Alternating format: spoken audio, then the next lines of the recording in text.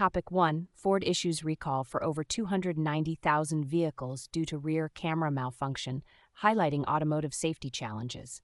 Ford is recalling over 290,000 vehicles in the U.S. due to a malfunction in the rear camera system that may not operate correctly under certain lighting conditions, increasing the risk of collisions. The recall affects 2020-2022 models of the F-250SD, F-350SD, and F-450SD. Ford identified the issue through customer complaint data and warranty information, stating that there have been no reports of accidents or injuries so far. Dealers will update the image processing module software for affected vehicles at no charge. A preliminary notification will be sent out on October 20th, with a final solution expected by March 2026. Vehicle owners can contact Ford Customer Service or the NHTSA Vehicle Safety Hotline for more information. This recall underscores the importance of automotive safety issues. Topic 2. Concerns over bad loans from regional banks affecting U.S. and European markets, impacting bank stocks and private equity.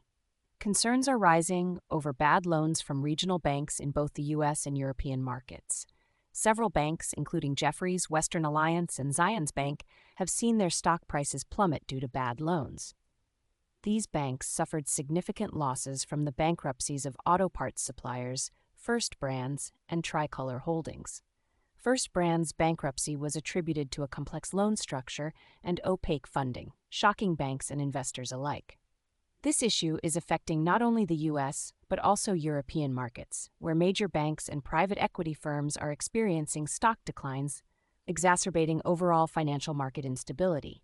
J.P. Morgan CEO Jamie Dimon warned that seeing one cockroach often indicates more are present, suggesting that the bad loan issue could be a precursor to a larger financial crisis. In this environment, investors are flocking to safe assets, driving up the prices of gold and silver. Topic 3. Chamber of Commerce challenges Trump administration's H-1B visa fee hike, highlighting economic impact concerns.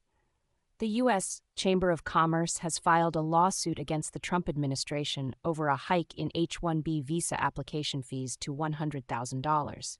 The chamber argues that this fee is illegal and violates immigration and nationality laws, which state that visa program fees should be based on the government's processing costs.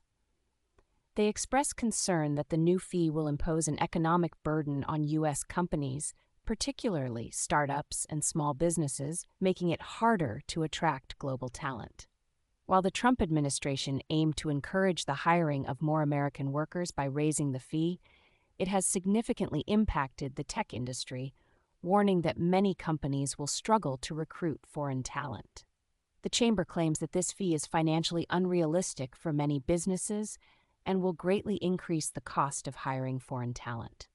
Topic 4. General Motors loses $1.6 billion in electric vehicle rollout, prompting strategy reconsideration.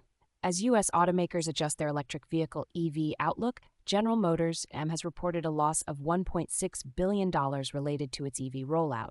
This loss is attributed to consumer skepticism, reduced federal support, and economic challenges.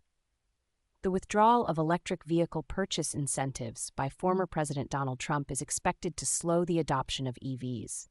GM has indicated that a reassessment of the value of its EV assets is necessary, explaining that demand is growing more slowly than anticipated. While GM continues to invest in EV technology, it is reconsidering its strategy in light of the slowing growth in the EV market. Topic 5. Trump refiles $15 billion lawsuit against New York Times amid legal and political tensions. Former President Donald Trump has refiled a $15 billion defamation lawsuit against the New York Times. This comes after a federal judge dismissed the original lawsuit a month ago, criticizing its strong political overtones.